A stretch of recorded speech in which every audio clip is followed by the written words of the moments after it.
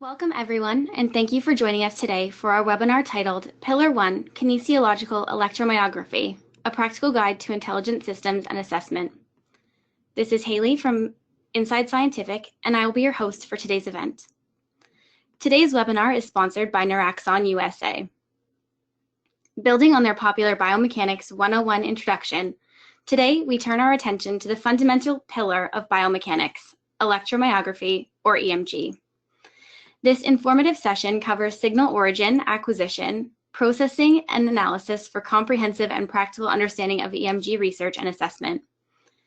We will be joined by Coleman Bessert, Director of Biomechanics at Noraxon, and Aaron Fazer, a Professor of Exercise Science and Health Promotion at Arizona State University.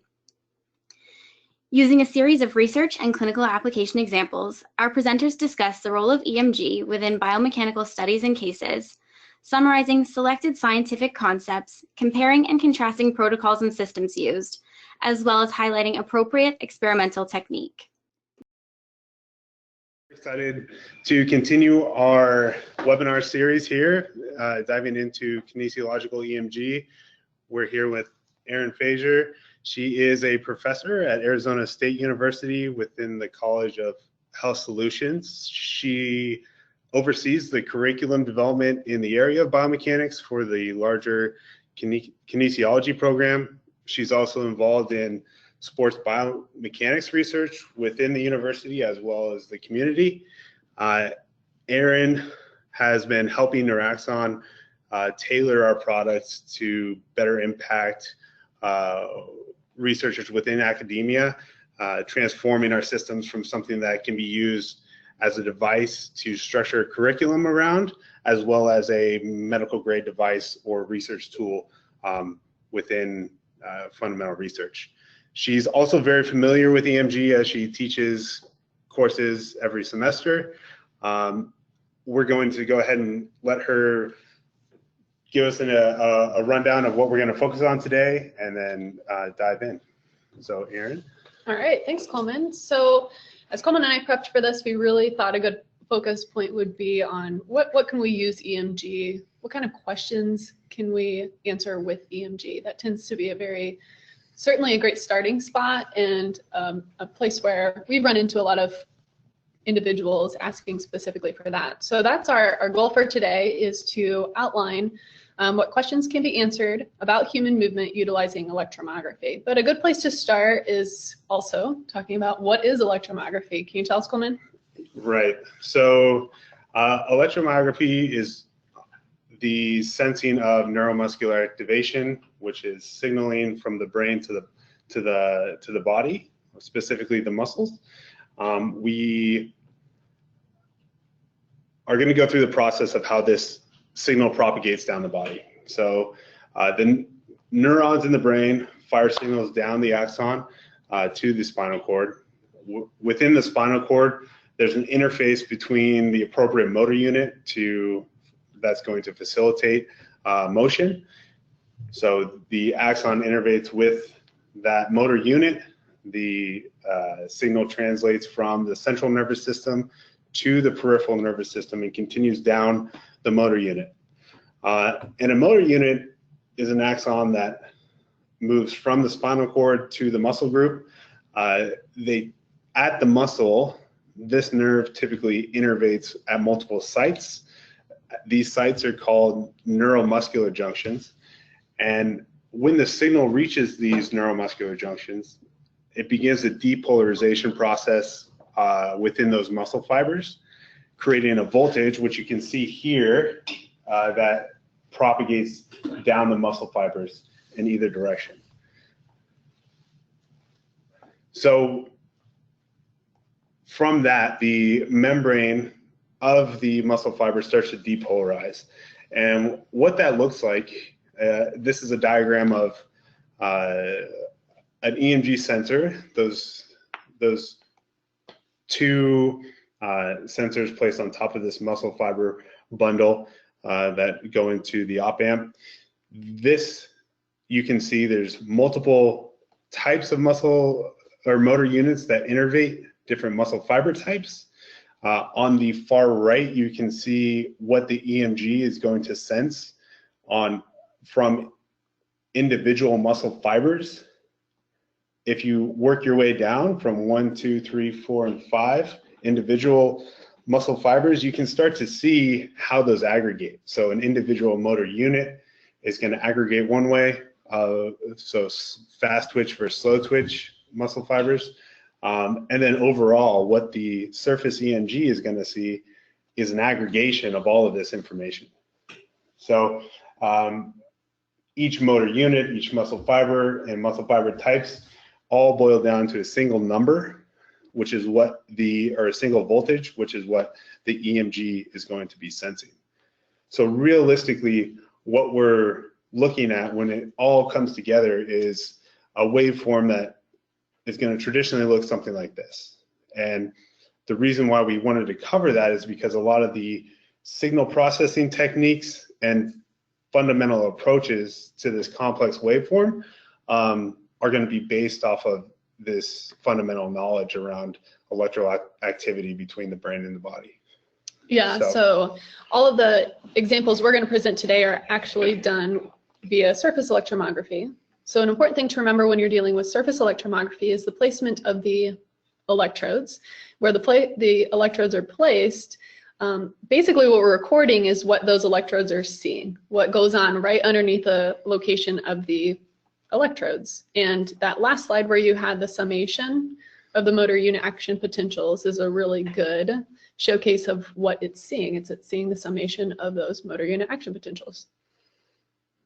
Right, and this is going to be fundamental for us moving into signal processing and answering the questions, because making sure that this is we have the cleanest sensor connected and sensing the body is going to be critical for truly answering the questions we want to answer. So with that, Aaron, I know you speak about this regularly, but if we could go through the typical process of what to look for when we're applying EMG. Yeah, sure. So I think this is a really good place to start, and we're starting here with baseline signal quality. And when performing an EMG analysis, it's so important to evaluate the raw signal. So that happens before you collect data, and certainly before you can actually do any interpreting of your data. We want to make sure that we have a good recording to begin with. And what we look for is we look for a raw signal that is free of baseline noise. We've got a couple examples here. If we actually just look at the bottom two images, the image on the left looks much different than the image on the right. Our image on the right is great in that it is free of the baseline noise that we see in the green image on our green signal on the left side. So one process in which to check this, a simple start point would be to actually put the person in a position in which there should be no electrical activity of the muscle. So this might be the person sitting still, or they're lying down to where they can relax. If they're relaxed, there shouldn't be any activity in the muscle, and therefore we wouldn't be picking up anything with the equipment. However, if you are, then that starts to tell us some information as to what's going on in our recording environment, or maybe even the quality of our equipment, any environmental noise, and it could also give us some information as to the quality of our preparation in terms of the skin in placing the electrode. So some of these things we refer to as impedance. And Coleman, I know you included some other examples of impedance. And yes, and so what we touch on here in the slide is there's quite a few factors that contribute to the level of baseline noise. The thickness of the dead skin cells on that you're placing the electrode on top of is going to cause quite a bit more have quite a bit more resistance than fresh skin. Also, the adipose tissue even further underneath between the muscle and the electrode are going to provide additional barriers for that signal to get through and introduce noise. So understanding those qualities of the site that you're going to place an electrode on is critical for being able to have quality signal. So ideally, we're looking for a baseline signal that's what we would consider noise-free, but in terms of numbers and values, that might be something that is less than 3 to 5 microvolts. Yep. Ideally, even better between maybe at a 1 microvolt level. Exactly. And that's an example that we have here. Is we're actually giving you a sneak peek into our new EMG system that's coming out within the week, called the Altium system. And this is going to, this is an example of the signal quality that's coming out of the system, where we have a baseline noise average of less than a microvolt. Yeah. So it's much cleaner than what you're seeing on the left, but even from a traditional like high-end EMG system, it's about twice as clean. Yeah, so this is actually the first time I've seen this. So this is really awesome in that it is just in the interface. Like this is something I can check when I'm getting ready to record. That's something that I've been paying close attention to lately in our lab, is that the quality of the baseline signal in and of itself. I've noticed that it's something that we can probably improve upon, and when we reflect back on our equipment, it's actually getting to the age where it certainly makes sense that newer technology is going to provide us with a better quality signal recording also. Yeah, and one of the other attributes to this is, new hardware is great, but being able to check these values live within a recording before you start kind of helps maintain that quality. So that's why we put this little window within the software, so you can immediately see what that skin resistance is, or that impedance level is, as well as what that baseline noise level is. So you can instantaneously evaluate whether or not you should continue on recording. And researchers have told me horror stories of having to re-record quite a few things because of environmental factors like this. So just hoping to certainly not a place you want to be. Yeah, but in addition to baseline noise and impedance, baseline drift is something that we can look into to steer away from, and this is going to come from either motion artifact or a high impedance, where you start to see kind of this sinusoidal baseline drift around the zero axis.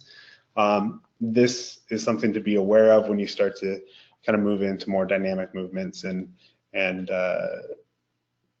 research in that field. So ideally, you would have baseline voltages less than or equal to 3 to 5 microvolts, and then impedance values less than 20 kiloohms, which is both what you see in that lower right corner. But from here, let's say we did all these steps, we confirmed, and our signal looks like the lower right panel there. We're ready to start signal processing. Well, we should probably record a trial. Well, okay, let's record a trial, and now so we did that, and now we start signal processing. Exactly right. Yeah. So once we have our noise-free baseline, we've established that, and we feel good and comfortable about that, we can begin recording the signal. Then one of the things I spend a lot of time teaching the students is that, I guess one of the ways that I think about it is there are typical signal processing procedures that are inherent to our recording the EMG signal, and these are things that are just built in. So I've actually kind of stepped them apart here so we can see each of them and the rationale for each. And ultimately, when you're doing this, the math that you use can get collapsed and multiple steps can be handled at once. But to show these basic signal processing procedures, we put them in our slide here. We know that the raw EMG contains basic information and documentation about innervation. You can also get some general qualitative pieces of information, maybe on or off, is there in general more or less, or maybe some very basic timing characteristics. But to do more quantitative analyses, that is where we need to apply these processing steps. So our 3 basic processing procedures are rectification, smoothing, and then we can also talk about filtering. Rectification is the process of taking the absolute value of the signal. So if you look at the first image on the left, that's a good representation of 3 different raw signals. And then on the middle image, we have rectified those signals. as the EMG signal is a bipolar signal with symmetric distribution of positive and negative amplitudes, standard amplitude parameters, like taking a mean, would result in a 0 value. So rectification allows us to calculate standard amplitude parameters, since we've already handled the signal by taking the absolute value. From that, we can then also smooth the signal. A smoothing algorithm is applied to outline the mean signal trend of the signal. As the EMG signal is considered random in nature, we use the signal process to give us a representation as to how the signal was produced. From there, we might also need to apply a filter. Coleman, what are some examples of times in which we would need to filter our data?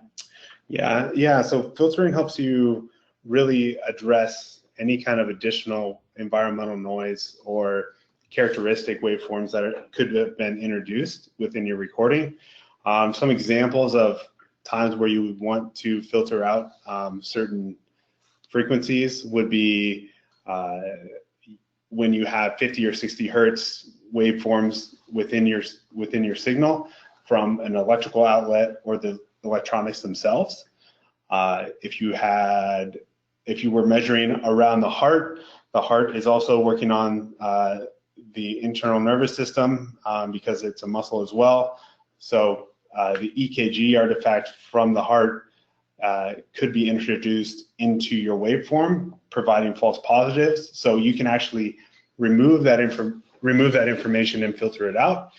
The final example being if you had high frequency noise or motion artifacts from a more dynamic movement, you can actually address what ranges those occur at and pull those from your raw data so that you can be sure that when you're making your conclusions about certain questions you're trying to answer, those are true and accurate to just the muscle activation, not any other external influences. Yeah, and when we look at these signal processing procedures, one thing that I really appreciated with the software that you guys put out is that I can, once I know what I want to do and the settings that I want to use, I can actually build that into the processing while I'm recording. So it's processing the signal while I'm recording. When I finish recording, it's ready to go. I don't need to apply additional processing techniques afterwards or take time to export to a different software and then spend time processing the signal. Right. So I have a usable signal to work from. So that's something I've very much appreciated.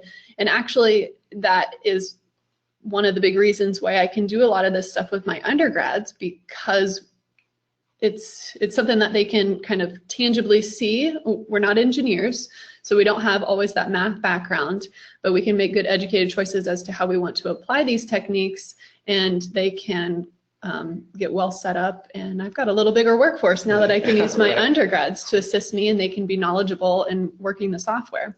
Right, and that's one big thing we set out to accomplish with our software is continuously improve the research process, so we still have all the quality checks and all the data integrity of the medical device our systems are, but hopefully with a more easy to use approach than researchers are typically used to. Mm-hmm. Sure. So it's a good place to start. Pretty straightforward, and we can do this once we process our signal. Is the muscle on or off? And an example here looks at the activation of the vastus lateralis during different phases of running. So what's pretty neat about this one is we've pulled in our image of the runner, and then we also have pressure data coming from the instrumented treadmill. And we could see, very basic, which muscles are being used to perform the movement if we had multiple signals coming in at once. Here we have one muscle group being looked at, and we can look at when is it activated during the different phases of running. Adding in our pressure data, we can see and we can match up the fact that there's peak activation, and that peak activation of the muscle group is occurring during the kind of take off, the last stage of the stance phase. So all that's matched up, and we can get a picture as to what's going on. Another basic EMG question we can answer is, when does the muscle activate? So we've got more of a timing perspective here. This allows us to determine more precisely when a muscle is active, and often we're looking to answer a question relative to the ordering of activation between different muscle groups. So for this recording, we did 3 different muscles.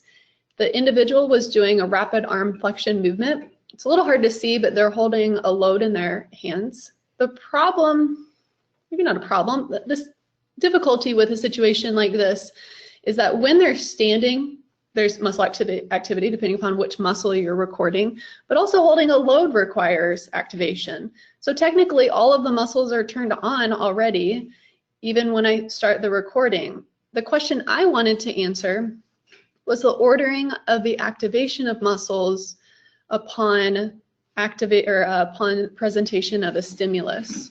So you can see we have our video timed up with our EMG. The participant was presented a stimulus, which was a light that flashed on the wall, and he was asked to move his arms as quickly as possible as soon as he saw the light come on. And we wanted to compare his mover muscle, the anterior deltoid, to a couple muscles that we were considering stabilizers to prevent forward displacement of the body when he threw his arms forward in forward flexion. So we had picked I let the students pick, but they had picked a bicep femoris and one of the gastrocs. And we wanted to determine, are the stabilizers turning on before he uses his mover muscle to produce the movement? So we can use the video to timestamp in our EMG recording when the stimulus was presented. And you see those two vertical lines kind of midway through the recording. So the first vertical line is when the stimulus was presented. And then we also timestamped, a little bit out of curiosity, when we saw movement. And we know the muscles are going to have to be turned on before movement actually occurs, before we see the arm move. So our initial, where I started with this, was the fact that when he's standing, there tends to be some baseline muscle activity. And if our question is, has the muscle turned on? Well, it's already turned on when we started the recording. So we need some way to figure out when the muscle has turned on above and beyond what's needed for the initial position he's in. And we do so by creating a threshold. So we'll go in and we'll determine a threshold that's appropriate. And when the muscle passes that threshold, then we know the onset of the muscle, and we can determine the timing between stimulus presentation and onset of the muscle group. So that seems to be a good way to answer the question, when does the muscle activate? A third question would be, is the muscle more or less active? So our example here is varying an exercise, looking how the muscles that are used to perform the exercise change when we change the exercise variation. So we have the lat pull down. On the left you see an anterior pull down, so in front of the face, and then a posterior lat pull down behind the head. And it's easy to see upon inspection are two muscles that were recorded, the lats at the bottom and the deltoid on top. There's a difference between the two. And we could see maybe average activation difference between the two exercises as you switch from one to the other. It's important to note when we're doing this type of analysis, and also with our two previous analysis, if I'm averaging out the amount of activation that's occurring, I'm still dealing with, should we say, the raw signal or the process signal, and that is going to be independent or relative to that individual muscle group and also that individual themselves. So I can take, in this case, Jim, and I can alter the position that he's in or change the exercise technique or change the loading on the body and see how the muscle activation changes. But I can't compare between the lats and the deltoids, and I really can't even do a good job of comparing between the right side of the body or the left side of the body. And I certainly wouldn't take his amount of activation and then go compare it to a different individual. Even simple things like variation in body composition is going to change the number that you record. So we can't just go and compare our numbers without doing some additional processing. And we're going to talk about that here in a minute. I wanted to show you one more example of this, is the muscle more or less, so we can build off of this example. Here we have an individual doing a series of glute bridges, and we changed the stance that she's in different recordings. The two that I pulled, you can see on the left, she's doing a glute bridge, feet in a kind of hip width stance. She has the same exact stance on the right side recording, but we added a mini band that is going around her thighs. So our question was, how does activation patterns, how does the amount of activation change as she changes within these different exercise techniques? And you can see real quick, if you look at the top two lines, we've got glute upper and lower, so the green and then the pinkish color. There tends to be, looks like there's something different going on. She did 10 repetitions.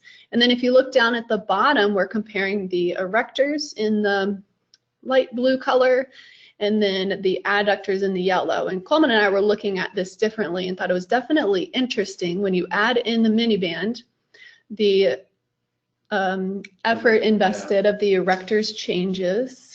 Gives us kind of a little picture of something's going on there, and then we also see some change going on with the adductors, and we would tend to expect that the glute activation is going to change in these conditions. Right, that neuromuscular effort shifts, but with looking at just a raw voltage, we can't determine exactly how much. Mm-hmm. So that's where this next step is typically what researchers start at, but critical to be able to answer that question of how much activity. Yeah, I would agree. I think when we start talking about EMG, this is really where people are trying to talk. This is what they're trying to do, or maybe the question they're trying to answer. And if we don't go all the way to the step that we call amplitude normalization, you can't answer the question of how much activity. So it's really valuable to continue this processing or our data collection procedures to make sure we're doing a good job of getting to amplitude normalization, and that you know that you're answering the question that you intend to be answering. So what I did here was kept the same trials that we saw in the last, and we've applied our amplitude normalization technique, and we'll talk about what that looks like and what we do a little bit different. But I think it's important to remember that EMG does not tell us muscular force production, but we can use EMG to determine the amount of electrical activity relative to maximum for that individual. So that's how we answer our question of how much. This is a more complex analysis question and requires more advanced data collection and processing to occur. So we actually begin by recording the individual's maximum voluntary isometric contraction. So that's one technique that we use. That value then becomes the person's physiologic reference value for all subsequent trials that get normalized to that reference value. So if we know their max activation, everything we record following now becomes a percentage of max. So maybe for this activity, it's 10% of max. For another activity, it's 80%. And now we have something that we can talk about, and it makes more sense to talk about. We can also then compare between different muscle groups, different sides of the body, and different individuals once we have our normalized value.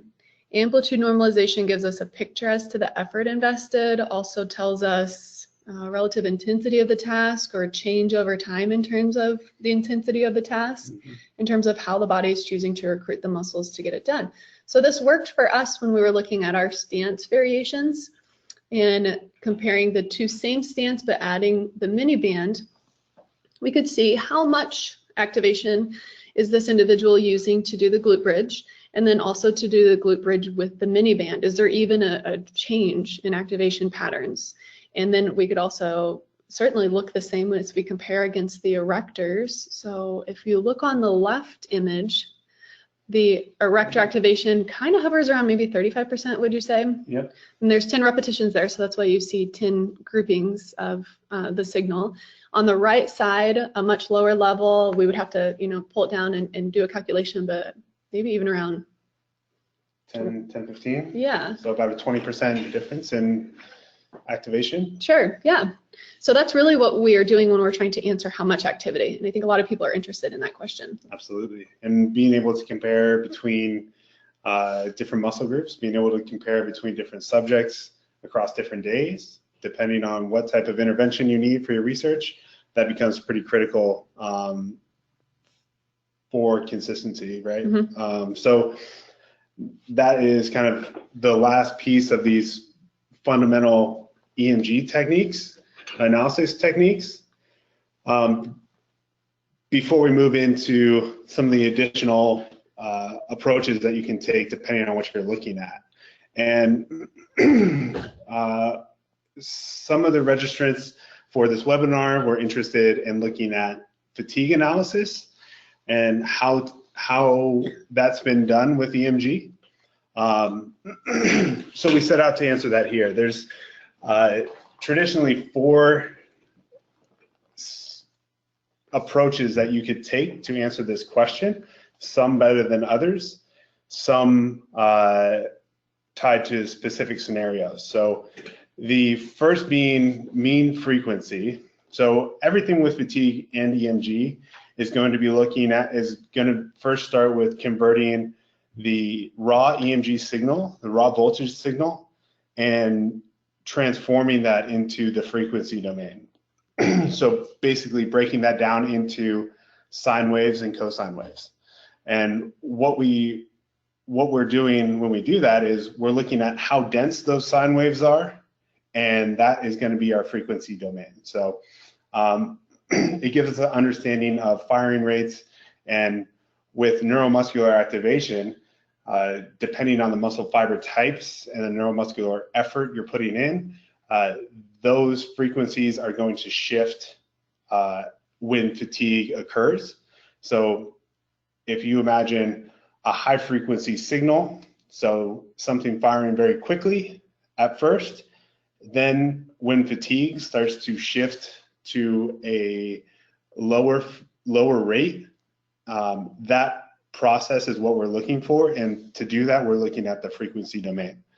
So the 4 techniques to do that within the frequency domain is looking at the mean frequency overall, looking at that waveform, and understanding where that mean point is. Depending on what muscle is firing, it might not be a perfect normal curve of distribution. It might be skewed one way or the other. Typically, it is skewed to the left.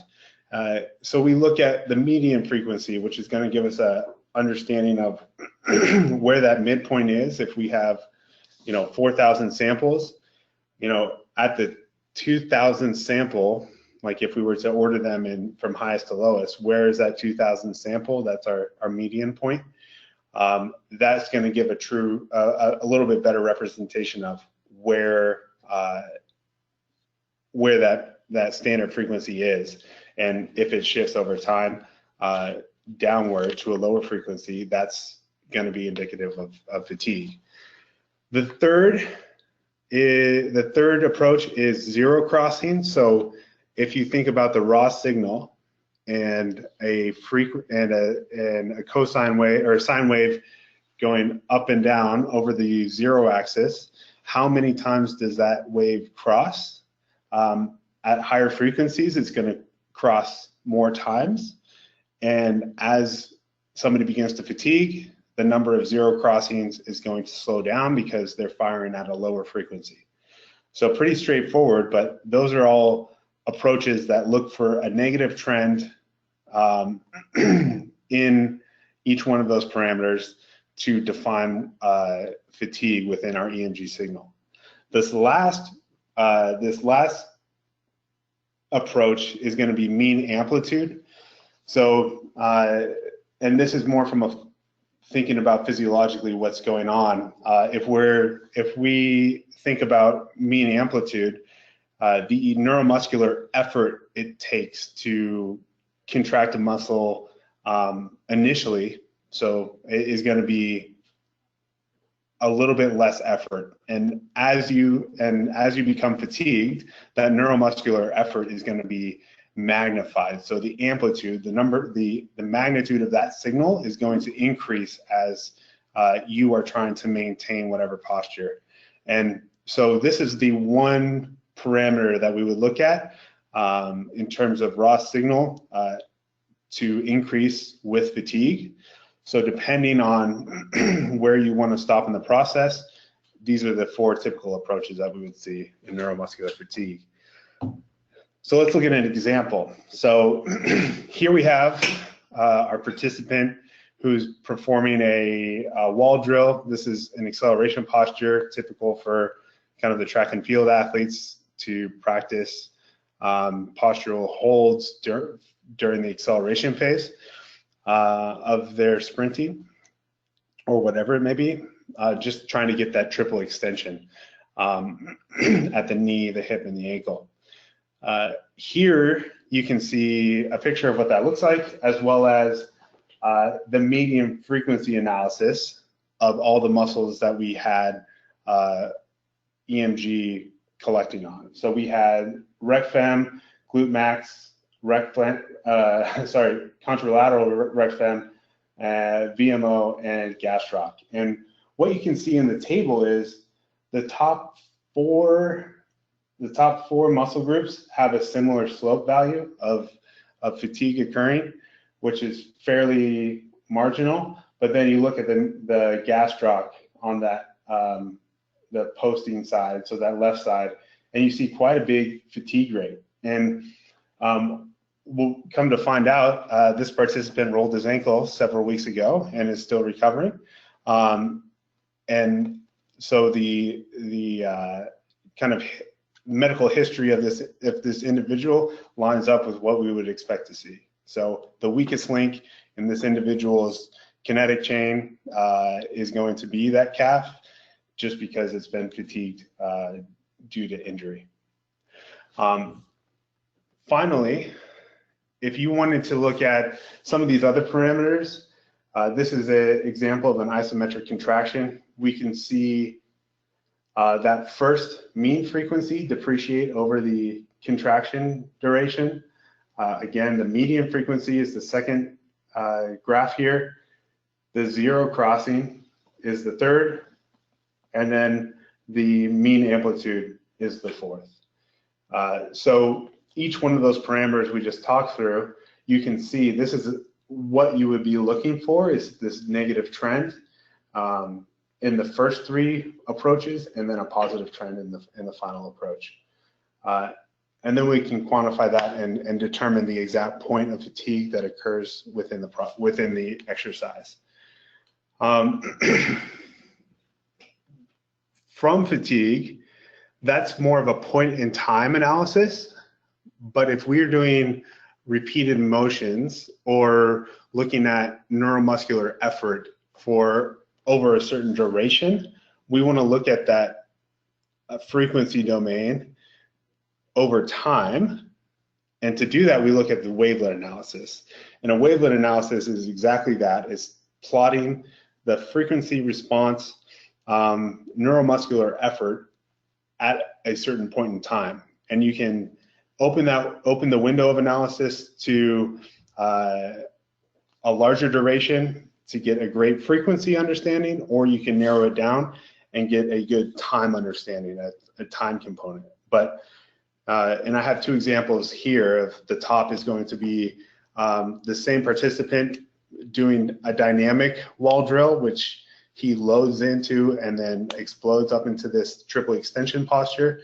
And you can see each one of the bouts of that movement, the intensity becomes more and more dense, so that neuromuscular effort within each one occurs more quickly, and you can see that effort, and it actually provides us a value of neuromuscular power.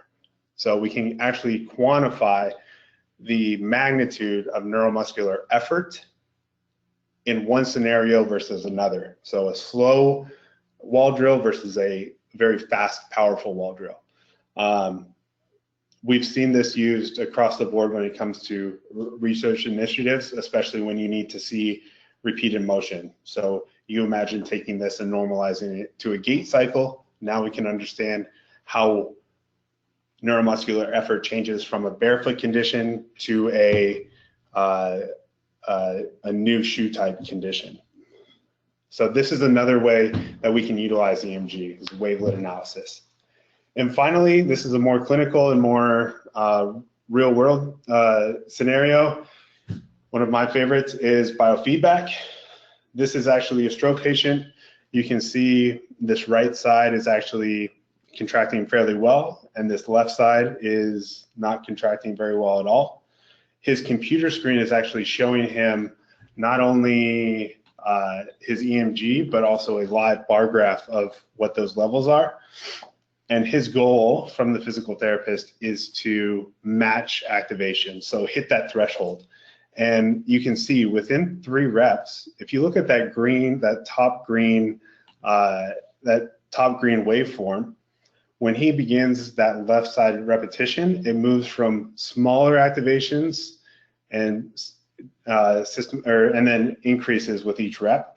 So the power of biofeedback EMG is a really interesting way to utilize this research equipment within real world scenarios to facilitate an intervention, because now patients are able to, or participants are able to focus all of their kind of sensory inputs onto a single waveform, which is allowing them to figure out and solve on their own, rather than trying to understand what you mean when you say fire your glutes or turn your quad on, which doesn't translate to normal humans. Yes. So that is something that is very interesting for the kind of the applied research world, is to kind of mix this in as an intervention, but still have all that research quality data behind it. But so from fundamental theory to signal processing techniques to answering questions, and then more advanced analysis techniques and applications, we've covered a majority of what those are, and we're really excited to kind of get your feedback and hear from the community on, you know, what is missing and what we can improve on. But we thank you for your time today, and really looking forward to the next one. How can we study the progressive recruitment of type 2 muscle fibers during heavy exercise with EMG? Right. So I think that touches on our fatigue analysis. So really understanding that type 2 muscle fibers fire at a certain rate, and as you go through a certain exercise regime and become fatigued, that rate is going to slow. We can start to understand what those effects are on that specific fiber type, since we know what firing frequencies those are at. So I would use frequency analysis for that. Does that sound right? Yep. Great, thank you. And John asked, what are the deciding factors in how you determine onset and offset of muscle activation with thresholds or signal processing? Sure. So I would highly recommend applying approach related to your exact recording situation, because you're going to want to find a value that you feel very comfortable with as the threshold for that recording and for that muscle group. The technique that I use in the example that I showed earlier is to average out the amplitude during the kind of baseline portion when the person's standing still, and then determining the standard deviation away from that and confirming that that's not going to be higher than a peak within that value itself, and using that as the threshold. Yep. So finding a standard deviation of your baseline recording. Right. Yep. Okay, perfect. For MVIC tests, do you report the max value recorded or an average over a max contraction measured during the test? Yes. Yeah. So I was going to clarify. Yeah. That would be the maximum voluntary isometric contraction. I will use a gliding window technique, and so the signal is processed just the same as I regularly process. However, I might adjust the time windows since it's isometric, and then that's one really cool thing within the software, and then I can actually go back and confirm when I've done the MVC trials. It will highlight the section in which it detected the highest window, and then we'll use that value as the reference value. So I can always go back and check, and you could certainly do it on your own and export the data and do it on your own, but I'll use a time window. Yep. Okay. Could force plate data be used or be synchronized with other biomechanic modalities? Oh, great question. Yes.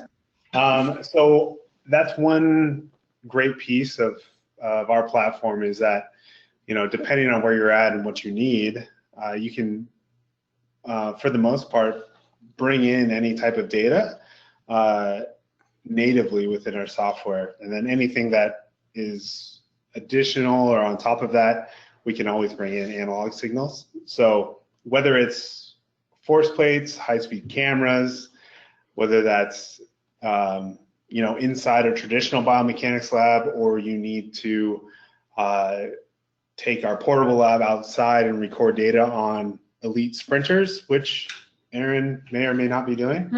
All that's possible. So you can combine motion capture with EMG with high-speed video, as well as force and pressure sensors, all within the software. So it's kind of streamlining that process for the researcher. Yeah, and the way it kind of functions is almost, I don't know if your perspective is this way too, Coleman, but within the software that you guys develop, it's more like a plug and play. Like for this, recording situation, I'm going to pull in 2 cameras and my force plate, and then I'm going to have 4 channels of EMG. And I stick them in there really quickly, and then I'm good to go. So that makes kind of for a quick change out or add in of your recording. Yeah, and it's such a time saver in terms of not having to reconfigure or identify each time. But that combination really, when I was going through my master's degree, was all done by hand in MATLAB.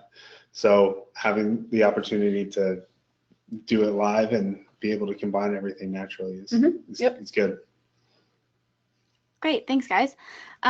Jenny is wondering about what is the best way of reducing motion artifacts during walking?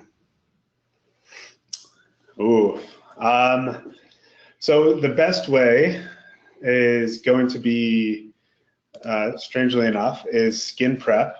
So if you imagine a voltage is generated based off of a current and resistance, right? V equals IR. If you have a bigger resistance, there's going to be larger modulations in that voltage. So trying to reduce that kind of baseline noise or impedance level as much as possible is going to help result in a better signal quality, even if there's motion artifact. And then if that doesn't solve it completely, you can always use Coban to strap it down even more. And then if that doesn't resolve, then there's always signal processing techniques like filtering to get that kind of gate speed baseline drift out of the signal. So a couple things you can do. Okay, and a couple people have asked about any tips or best practices that you guys can share regarding skin prep. Yeah, so usually you start with abrasion, so trying to get rid of all those dead skin cells. Then you clean the area with kind of an alcohol swab to remove those dead skin cells from the area. And then that's when you would put the electrode on, but sometimes you want to put a little bit of hydrogel between the electrode and the skin for better conductance. So kind of hydrating that skin will also reduce the resistance, at which point that's about as deep as you can go. But it should look, after the abrasion, it should look a little pink, almost like a rug burn. Yes. That is kind of the visual indicator for low impedance. Yes. Okay. Alan wanted to know, how can we reduce impedance in subjects with thick subcutaneous fat tissue? Is there a cutoff skin fold thickness for EMG measurement? You're still going to get a voltage. It's just going to be a bit noisier. So dealing with that is going to be a little bit more manual of a process to define what those filtering criteria are. But I mean, the higher body composition individuals are still activating at a certain level, and it's important to understand how they're doing it. So I would say that there's not a cutoff. It's just going to be dependent on what you're willing to include within your research. So if it's focused around difference in body comp, then I would suggest maintaining, that population. But if it's more around elite performance and you only want to focus on like more movement quality and activation patterns, maybe it's a criteria of the study that you exclude. So it's really more around your research protocol, I would say. Okay. Katja has asked a bit more of a specific question. If you have a patient that is unable to perform maximum muscle contraction, what could you use instead to normalize your data? Yeah, so you could do a within trial normalized to the max of that trial. Or you might be able to produce you would call it something different, but the maximum activation of the day. So if it's inappropriate to ask them to do a max activation, even though you could be fairly confident it's not going to be of max effort, it's just the maximum activation for that day, then I would suggest normalizing to an internal peak or high value. Yeah, and I think the biggest takeaway on that is knowing what you're normalizing to, whether it's a MVC, like a max MVC, or a relative norm. Relative level. Even a max MVC of a certain type of movement might not be a true max MVC, like max contraction. Yep.